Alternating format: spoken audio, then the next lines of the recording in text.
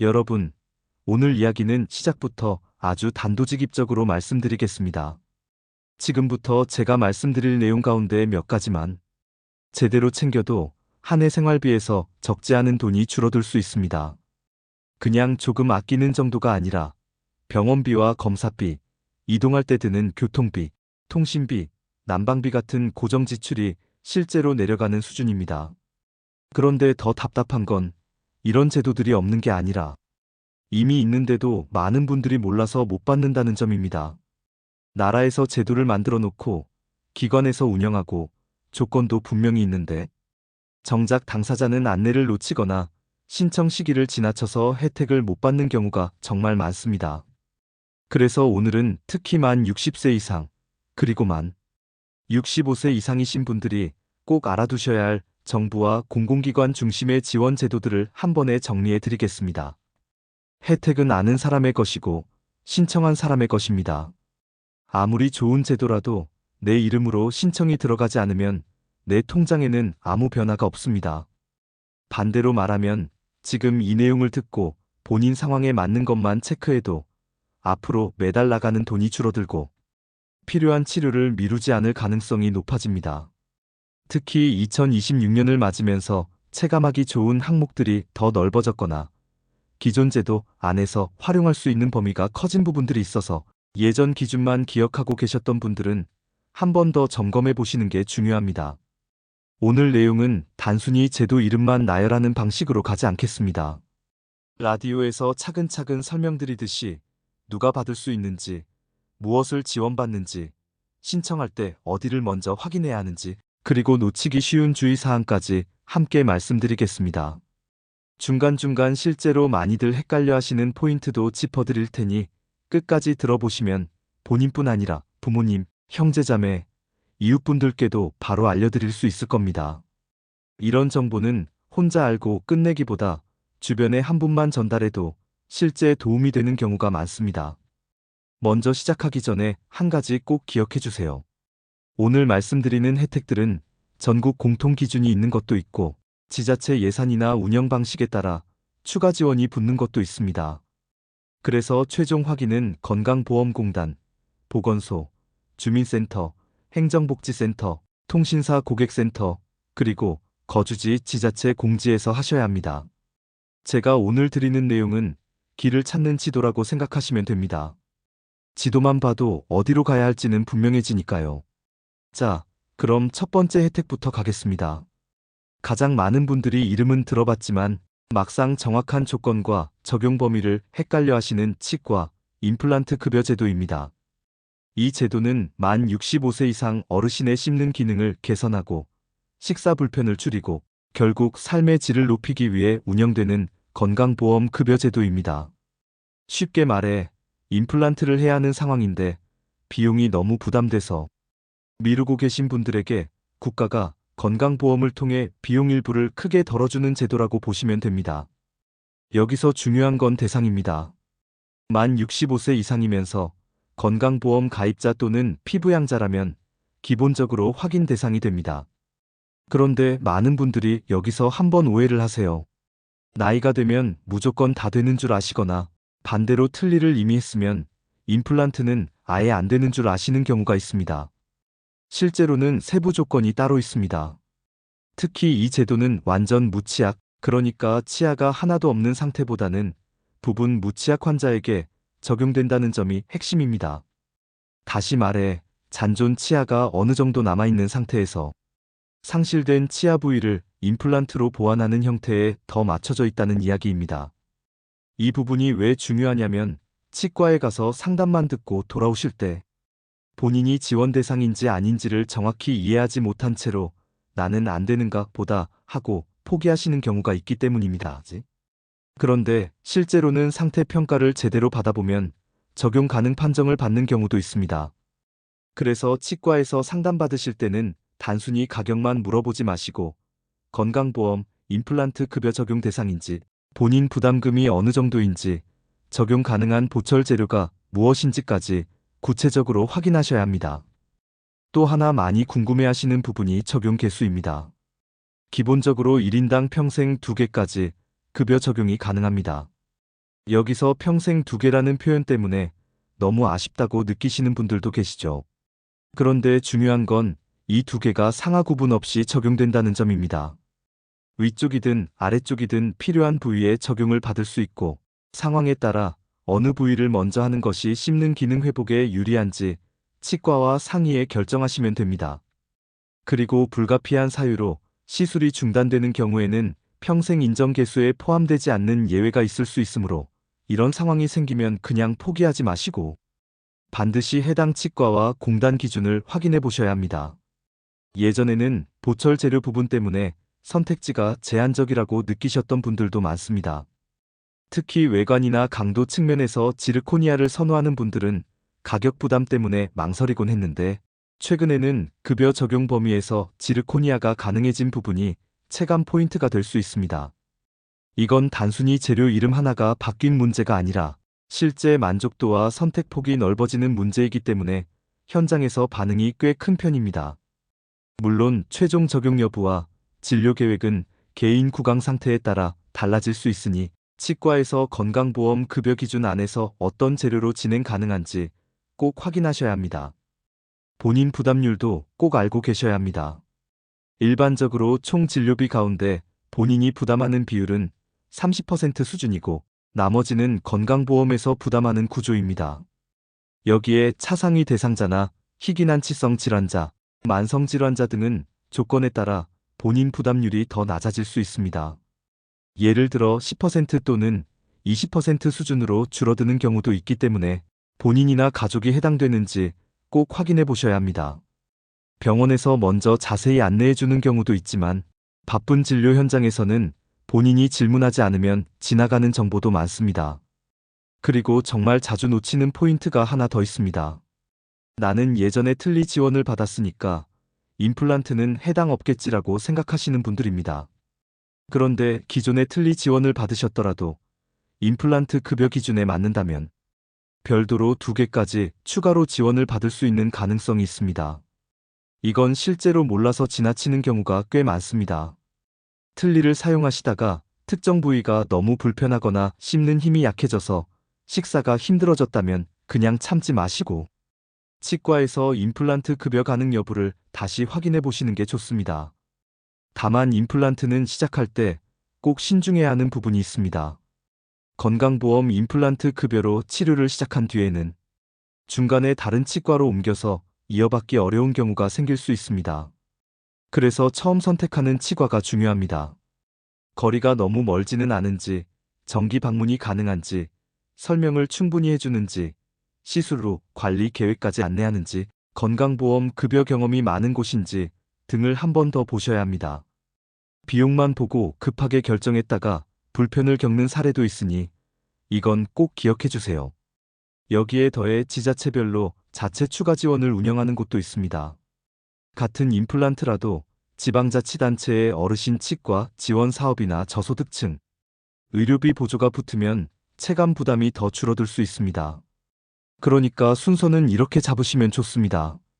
먼저 치과에서 건강보험 급여 대상인지 확인하고 그 다음 주민센터나 보건소, 지자체 홈페이지에서 추가 지원이 있는지 확인하는 겁니다. 이렇게 이중으로 확인하면 국가 지원만 받고 끝이 아니라 지역 지원까지 더해받는 경우가 생길 수 있습니다. 그리고 많은 분들이 관심 갖고 계신 변화 가능성도 말씀드리겠습니다. 정부 차원에서 임플란트 급여의 적용 연령을 낮추거나 평생 인정 개수를 확대하는 방향의 논의가 거론되는 경우가 있습니다. 예를 들어 현재 2개에서 더 늘리는 방식 같은 이야기들이 언급되기도 합니다. 다만 이런 내용은 발표 단계, 검토 단계, 시행 확정 단계가 다 다르기 때문에 뉴스 제목만 보고 당장 확정된 제도처럼 받아들이시면 안 됩니다. 그래서 이 부분은 기대는 하되 현재 시점에서 확정된 기준으로 먼저 상담과 계획을 세우고 이후 제도 변경이 공식화되면 추가 적용 가능성을 다시 확인하는 방식으로 접근하시면 안전합니다. 자, 첫 번째 혜택만 봐도 느끼실 겁니다. 몰랐으면 그냥 내 돈으로 다 낼 뻔했다 하는 항목이 맞습니다. 특히 치아는 먹는 즐거움과 건강 전반에 연결되기 때문에 비용 때문에 무작정 미루기보다 지원 제도를 활용할 수 있는지부터 먼저 보시는 게 중요합니다. 이제 두 번째 혜택으로 넘어가겠습니다. 생각보다 아는 분이 적은데 매달 꾸준히 체감되는 제도입니다. 바로 국민건강보험료 할인 제도입니다. 나이가 들수록 소득은 줄어드는 경우가 많고 의료비 부담은 커지는데 보험료는 매달 빠져나가죠. 이런 상황에서 일정 조건을 충족하면 건강보험료를 감면받을 수 있는 제도가 운영되고 있습니다. 그런데 이름 자체가 크게 알려져 있지 않다 보니 대상인데도 신청이나 확인을 안 해서 그대로 내시는 분들이 많습니다. 이 제도의 핵심은 재산과 소득 기준입니다. 구간에 따라 할인율이 달라지는데 쉽게 말해 재산과 소득이 일정 기준 이하인 경우 건강보험료를 낮춰주는 방식입니다. 예를 들어 재산가액이 6천만 원 이하이고 연간 소득이 360만 원 이하인 구간이라면 30% 수준의 할인을 적용받을 수 있는 경우가 있습니다. 또 재산가액이 9천만 원 이하이고 소득 기준이 동일한 구간에서는 20%, 재산가액이 1억 3,500만 원 이하이고 소득 기준이 동일한 구간에서는 10% 수준의 할인 구간이 적용될 수 있습니다. 여기서 제가 꼭 드리고 싶은 말씀은 우리 집은 재산이 조금 있어서 안 될 것 같아 하고 미리 포기하지 마시라는 겁니다. 왜냐하면 실제 판단은 건강보험에서 보는 재산평가 기준과 소득 기준으로 이뤄지기 때문이고 체감상 재산이 있다고 느끼는 것과 제도상 평가 구간은 다를 수 있기 때문입니다. 특히 어르신 세대는 현금 흐름은 빠듯한데 집 한 채 때문에 스스로 혜택 대상이 아니라고 단정하는 경우가 많습니다. 그런데 막상 확인해보면 일부 감면 대상에 들어가는 경우가 있습니다. 그래서 이건 추측이 아니라 조회와 상담으로 확인해야 합니다. 그리고 이 제도에서 정말 중요하게 봐야 할 포인트가 있습니다. 바로 70세 이상 어르신에 대한 우대 가능성입니다. 재산과 소득 기준을 충족하면 등급 구간과 관계없이 더 높은 할인율이 적용될 수 있는 경우가 있어 체감 혜택이 커질 수 있습니다. 특히 매달 빠져나가는 고정비라는 점을 생각하면 한 달에 몇만 원 차이가 별것 아닌 것 같아도 1년이면 수십만 원, 몇 년이면 누적 금액이 꽤 커집니다. 그래서 단발성 지원보다 이런 고정비 절감 제도는 더 먼저 챙겨야 하는 경우가 많습니다. 예를 들어 이렇게 생각해 보시면 됩니다. 어떤 분은 병원비가 갑자기 많이 나갈 때만 지원 제도를 찾으십니다. 물론 그것도 중요합니다. 그런데 건강보험료처럼 매달 자동으로 나가는 항목은 감면이 시작되면 계속해서 부담을 줄여줍니다. 즉, 큰돈이 한번 들어오는 제도만큼이나 매달 새는 돈을 줄여주는 제도도 생활에 큰 힘이 됩니다. 특히 연금 생활로 넘어가신 분들, 소득이 일정하지 않은 분들, 배우자와 둘이 사시면서 지출 관리가 필요한 가정에서는 꼭 점검해 보셔야 합니다. 그렇다면 어떻게 확인하면 될까요? 가장 현실적인 방법은 건강보험공단 고객센터나 지사, 문의 또는 온라인 조회를 통해 본인 상황에 맞는 감면 대상 여부를 확인하는 것입니다. 주민센터에서 상담받을 때도 건강보험료 부담이 크다고 말씀하시면 관련 안내를 받는데 도움이 될 수 있습니다. 중요한 건 알아서 깎아주겠지라고 생각하지 않는 겁니다. 제도마다 자동 적용되는 게 있고 신청 또는 확인이 필요한 게 있으니 한 번쯤 직접 문의하는 게 가장 확실합니다. 그리고 이 부분은 부모님 대신 자녀분들이 챙겨드리면 효과가 큰 항목이기도 합니다. 어르신들은 보험료 고지서가 와도 그냥 늘 내던 대로 내시는 경우가 많습니다.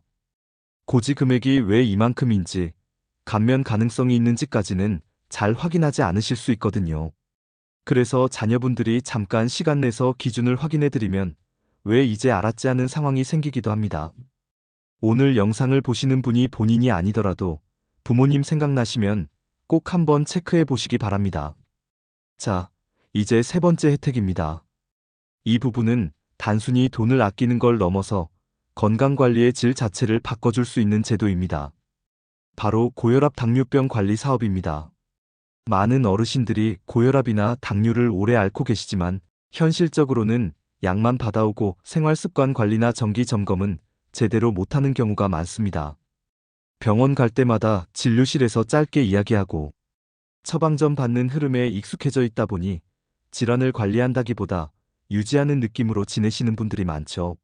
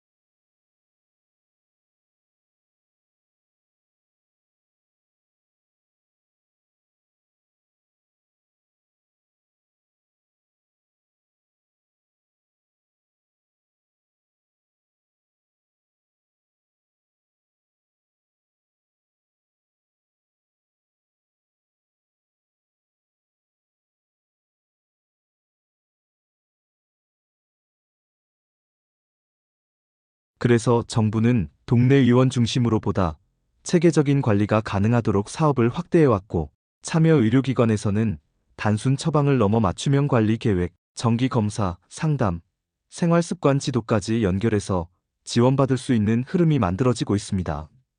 이 제도의 장점은 집 가까운 의원에서 시작할 수 있다는 점입니다. 멀리 큰 병원까지 가지 않아도 참여기관이라면 일상 안에서 꾸준한 관리가 가능해집니다. 특히 고혈압이나 당뇨는 하루 이틀 치료로 끝나는 병이 아니기 때문에 꾸준함을 만들어주는 구조가 중요합니다. 많은 분들이 여기서 그래도 병원 자주 가면 돈 더 드는 거 아니냐 하고 걱정하십니다. 그런데 이 사업에서는 본인 부담률이 줄어드는 방식으로 진료비 부담을 낮춰주는 부분이 있어 참여에 대한 심리적 장벽을 낮춰줍니다. 예를 들어 기존보다 본인 부담률이 낮아지는 구조가 적용되면 같은 진료라도 부담이 덜해질 수 있습니다. 물론 세부 적용은 기관과 진료 내용에 따라 다를 수 있으니 참여기관에서 구체적으로 확인하셔야 하지만, 중요한 건 관리받으면 돈만 더 든다는 인식을 바꿀 수 있다는 점입니다. 여기에 더해 건강생활실천지원금 제도처럼 건강관리를 실천하면 포인트를 적립해주는 요소가 붙는 경우도 있습니다. 이게 생각보다 동기부여가 큽니다. 참여 신청만 해도 포인트가 주어지고, 케어 플랜을 세우고, 걸음수를 채우고, 혈압이나 혈당을 스스로 측정하고, 교육 상담에 참여하고, 점검 평가에 참여하면 단계별로 포인트를 쌓을 수 있습니다. 예를 들어 참여 신청 시 5,000포인트, 케어 플랜 수립 시 5,000포인트, 걸음수 달성 시 하루 100포인트, 혈압 혈당 자가 측정 실천 시 주당 최대 500포인트, 교육 상담 참여 시 회당 4,000포인트, 점검 평가 참여 시 10,000포인트처럼 누적되는 구조가 있을 수 있고, 1년 동안 최대 80,000포인트까지 적립 가능한 틀이 운영되기도 합니다. 이 포인트가 왜 중요한가요?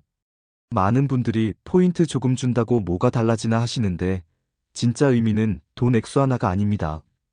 몸 관리를 스스로 하는 습관이 생기도록 설계된 장치라는 데 있습니다. 혈당을 재고 기록하는 습관, 매일 조금이라도 걷는 습관, 교육을 듣고 식사 조절을 실천하는 습관, 이런 것들이 쌓이면 병이 급격히 악화되는 것을 늦추는 데 도움이 됩니다. 그리고 포인트는 진료비 결제나 지정된 사용처에서 활용할 수 있어서 관리하면 실제 혜택이 돌아온다는 체감을 만들어줍니다. 제가 이 부분을 강조드리는 이유는 어르신 질환 관리에서 가장 어려운 게 의지 부족이 아니라 시스템 부족인 경우가 많기 때문입니다. 누구나 건강해야 한다는 건 알지만 어디서부터 시작해야 할지 모르고, 혼자 하려니 꾸준함이 안 생기고, 병원은 바쁘고 가족은 옆에 늘 있지 않으니까 흐지부지 되기 쉽습니다. 그런데 참여기관을 통해 관리 계획과 점검 주기가 잡히고 실천에 대한 보상이 따라오면 훨씬 지속하기가 쉬워집니다. 신청 방법도 생각보다 복잡하지 않습니다. 우선 내가 다니는 동네 의원이 해당 사업 참여기관인지 확인합니다. 참여기관이라면 의료진과 상담 후 등록 절차를 진행할 수 있고, 필요하면 건강보험공단 지사에서 안내를 받을 수도 있습니다. 스마트폰 앱 사용이 어려우신 분들은 방문 접수나 다른 방식으로 안내받을 수 있는지 확인해 보시면 됩니다. 중요한 건 나는 기계가 어려워서 안 되겠다 하고 시작부터 포기하지 않는 겁니다.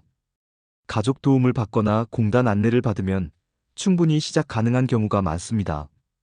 그리고 이 제도는 당장 크게 아픈 분들만의 이야기가 아닙니다. 약을 오래 드시고 계신데 수치가 들쑥날쑥한 분, 식사 조절을 해야 하는데 방법이 막막한 분, 운동을 해야 하는 건 아는데 무릎이나 허리 때문에 무리하기 어려운 분 모두에게 맞춤형 접근이 필요합니다. 그런 점에서 이 사업은 병을 치료하는 느낌보다 병과 함께 안전하게 살아가는 방법을 배우는 제도에 가깝습니다. 그래서 본인뿐 아니라 배우자와 함께 관리 계획을 세우는 식으로 접근하면 더 효과적인 경우도 많습니다. 자, 세 번째 혜택까지 들으셨다면 이미 감이 오실 겁니다. 오늘 내용은 단순한 지원금 나열이 아니라 생활비 절감과 건강관리의 연결입니다. 아프지 않게 관리하는 것이 결국 지출을 줄이는 가장 큰 방법이 되기도 하니까요. 이제 네 번째 혜택으로 넘어가겠습니다. 만 65세 이상이라면 꼭 기억하셔야 할 보건소 결핵 무료 검진입니다. 많은 분들이 결핵은 옛날 병이라고 생각하시는데 현실에서는 여전히 조용히 발생하고 있고 특히 고령층에서 조기 발견이 중요합니다.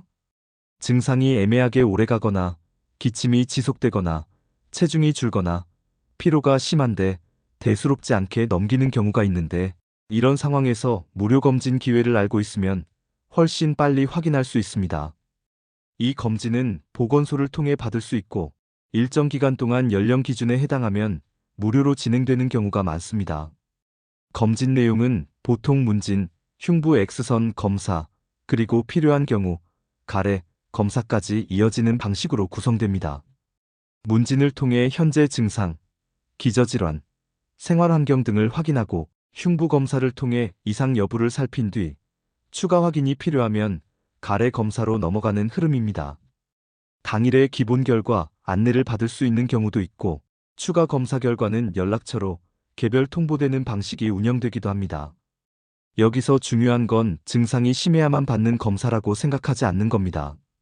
고령층 건강관리에서는 조기 확인이 핵심입니다. 특히 기침이 오래가는 증상은 감기, 기관지 문제, 알레르기 등과 헷갈리기 쉬워서 방치되기 쉽습니다.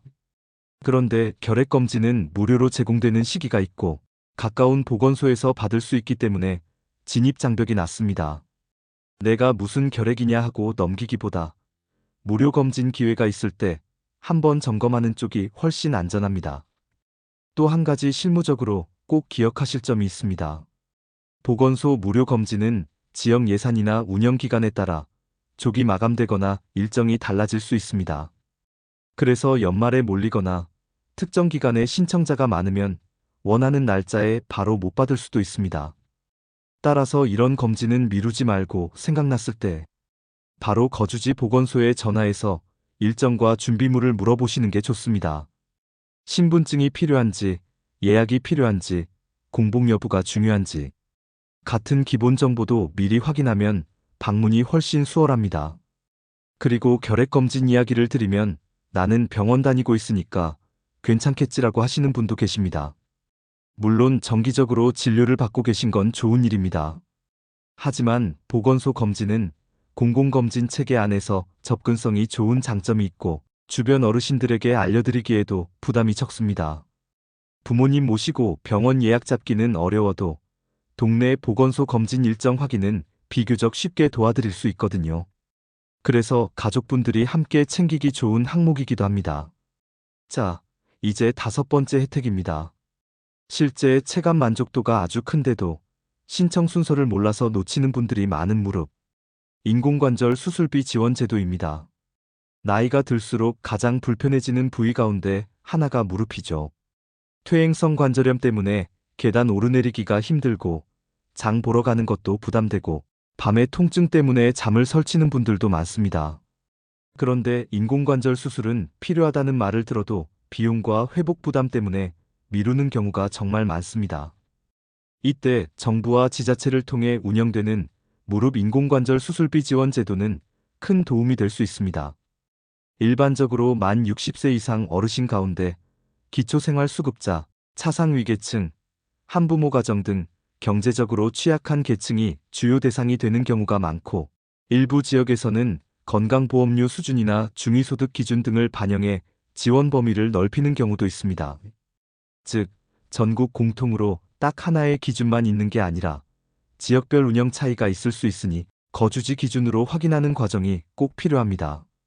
지원 금액은 지역과 사업 기준에 따라 다르지만 한쪽 무릎 기준으로 일정 한도까지 본인 부담금을 지원받을 수 있고 양쪽 수술이면 2배 수준으로 확대되는 구조가 흔합니다. 예를 들어 한쪽당 최대 120만 원, 양쪽이면 최대 240만 원 수준으로 안내되는 사례들이 있습니다. 이 금액이 모든 비용을 다 덮어주는 건 아니더라도 실제 수술 결정에서 큰 부담을 낮춰주는 역할을 합니다. 특히 검사비, 진료비, 수술비 등 본인 부담 항목 일부에 적용되면 체감이 큽니다.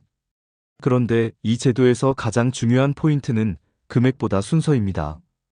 반드시 수술 전에 먼저 신청해야 한다는 점입니다. 이걸 모르고 이미 수술을 받은 뒤에 지원받을 수 있냐고 문의하시는 분들이 있는데 사전 신청이 원칙인 사업들은 사후 신청이 안 되거나 매우 제한적일 수 있습니다. 그래서 정형외과에서 수술 이야기가 나오면 수술 날짜부터 잡기 전에 보건소나 주민센터, 행정복지센터에 먼저 문의해서 인공관절 수술비 지원 사업이 있는지 확인해야 합니다. 신청할 때는 보통 진단서나 의사소견서, 의료비 관련 서류, 신분 확인 서류, 소득재산 확인에 필요한 서류 등이 요구될 수 있습니다. 승인 절차를 거친 뒤 일정 기간 안에 수술을 진행해야 하는 조건이 붙는 경우도 있으므로 일단 승인만 받아놓고 천천히 생각하지 뭐라고 하기보다 병원 일정과 지원 사업 조건을 함께 맞춰 계획을 세워야 합니다. 특히 예산이 한정된 사업은 선착순처럼 운영되는 느낌으로 조기 마감될 수 있어서 통증이 심해진 뒤 급하게 알아보는 것보다 평소에 미리 정보 확인을 해두는 편이 좋습니다. 또 한 가지 말씀드리고 싶은 점은 무릎 통증을 오래 참다가 활동량이 줄면 근력이 떨어지고 체중 관리도 어려워져서 상태가 더 나빠지는 악순환이 생길 수 있다는 겁니다. 그래서 수술 여부는 의료진과 충분히 상의해야 하지만 비용 때문에 상담 자체를 미루는 건 정말 아까운 일입니다. 지원제도 가능성을 먼저 확인하면 치료 선택지를 훨씬 현실적으로 검토할 수 있습니다. 특히 부모님 세대는 자녀에게 부담 주기 싫어서 본인 통증을 숨기는 경우도 많기 때문에 자녀분들이 걷는 모습이나 계단 움직임을 보고 먼저 물어봐 드리는 것도 중요합니다. 6번째 혜택으로 넘어가겠습니다. 이 부분은 범위가 넓어서 꼭 끝까지 집중해서 들어보셔야 합니다. 바로 교통비, 통신비, 그리고 에너지요금 지원입니다. 많은 분들이 병원비나 큰 수술비는 민감하게 챙기시는데 매달 조금씩 빠져나가는 생활비 항목은 오히려 놓치는 경우가 많습니다. 그런데 실제로는 이런 고정 지출이 누적되면 상당한 부담이 됩니다. 특히 은퇴 이후에는 소득이 줄고 지출 구조를 다시 짜야 하므로 교통통신에너지처럼 반복 지출되는 항목의 감면은 생활 안정에 큰 도움이 됩니다. 먼저 교통 혜택부터 보겠습니다. 만 65세 이상 어르신의 경우 수도권 전철과 도시철도 무료 이용 혜택은 많은 분들이 알고 계십니다. 하지만 여기서 끝이 아닙니다. 일반 열차 할인, 공공시설 이용료 감면, 지역별 교통비 지원 사업까지 확인해야 실제 체감 혜택이 커집니다. 예를 들어 무궁화호 같은 일반 열차 할인이나 통근 열차 할인처럼 이동 목적에 따라 적용 가능한 항목이 있고 고궁박물관공원 등 공공시설에서 무료 또는 할인 혜택이 제공되는 경우도 있습니다. 이런 혜택은 한 번 갈 때 얼마 안 줄어드네 싶어 보여도 외출이 잦은 분들에게는 누적 차이가 큽니다. 그리고 지자체별 교통비 지원 사업은 꼭 따로 확인하셔야 합니다. 어떤 지역은 어르신 버스 이용 지원, 어떤 지역은 택시 바우처, 어떤 지역은 교통카드 충전 지원 같은 방식으로 운영합니다. 지역에 따라 대상 연령, 소득 기준, 지급 방식, 사용처가 다르기 때문에 우리 동네도 있겠지라고 막연히 생각하지 말고 거주지 시청구청 군청 홈페이지나 행정복지센터에서 확인하는 것이 가장 정확합니다. 특히 새해가 시작될 때 사업 공고가 올라오는 경우가 많으니 연초에 한번 확인해두면 좋습니다. 다음은 통신비 감면입니다. 이 부분도 정말 많은 분들이 놓치십니다. 특히 기초연금 수급자이신 만 65세 이상 어르신 중에는 이동통신요금 복지감면 대상이 될 수 있는 분들이 있습니다. 조건을 충족하면 기본료와 통화료, 데이터, 요금 등에서 일정 비율 감면을 받아 월 통신비 부담을 줄일 수 있습니다. 그런데 문제는 이게 자동으로 다 적용되는 줄 아는 분들이 많다는 겁니다. 실제로는 본인이 통신사 대리점이나 고객센터를 통해 복지 할인을 신청해야 하는 경우가 많습니다. 통신비는 매달 빠져나가는 돈이라 체감이 금방 옵니다. 예를 들어 본인 휴대전화 요금이 조금만 줄어도 배우자까지 함께 감면 대상이면 가구 기준으로는 더 큰 차이가 납니다. 또 어르신들 중에는 오래된 요금제를 계속 사용하시면서 혜택 적용 여부를 전혀 모르시는 분도 많습니다. 그래서 통신사에 문의하실 때는 단순히 싼 요금제로 바꿔주세요가 아니라 복지 감면 대상인지 확인해주세요 어르신 감면이나 기초연금 관련 감면 적용 가능한지 봐주세요라고 구체적으로 말씀하시는 게 좋습니다. 그리고 에너지요금 지원은 계절에 따라 체감이 매우 큽니다. 여름철 냉방비, 겨울철 난방비는 취약계층 어르신 가정에 큰 부담이 되기 쉽습니다. 정부는 에너지 바우처 제도를 통해 일정 조건의 가구가 전기, 가스, 등유, LPG 같은 에너지원 비용 부담을 덜 수 있도록 지원합니다. 이 바우처는 단순히 현금 지원 개념으로만 보지 마시고 더위와 추위를 버티기 위한 최소한의 안전장치라고 생각하셔야 합니다. 특히 한파나 폭염이 심한 해에는 건강 문제로 바로 연결될 수 있기 때문에 꼭 확인이 필요합니다. 또한 기초생활수급자나 차상위계층 가운데 어르신이 포함된 가구는 전기요금 감면, 가스요금 감면 등 다른 공공요금 감면과 함께 적용 가능한 경우가 있습니다. 일부 지자체는 여기에 추가 감면이나 지원 사업을 더하기도 합니다. 그래서 순서를 다시 말씀드리면 주민센터 또는 행정복지센터에서 에너지 바우처 가능 여부를 먼저 확인하고 전기가스 요금 감면 신청이 별도로 필요한지도 함께 물어보는 것이 좋습니다.